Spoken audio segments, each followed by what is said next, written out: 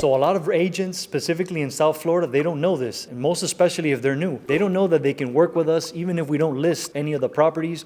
Sometimes we do list some of the properties in a novation capacity. Bobby, my business partner, came up with this Realtor Referral Program. It's also a seller repair program that we call it, in which agents can send us deals that they wouldn't otherwise list or that are not financeable, and we come in and we make them financeable, and then we give that listing back to the agent. Another way is agents can use our inventory that we have all over South Florida that we get consistently, and they can sell that for their investors to go ahead and buy it from us. So these are just different ways that we're adjusting to the market and different ways that we help other agents work with us.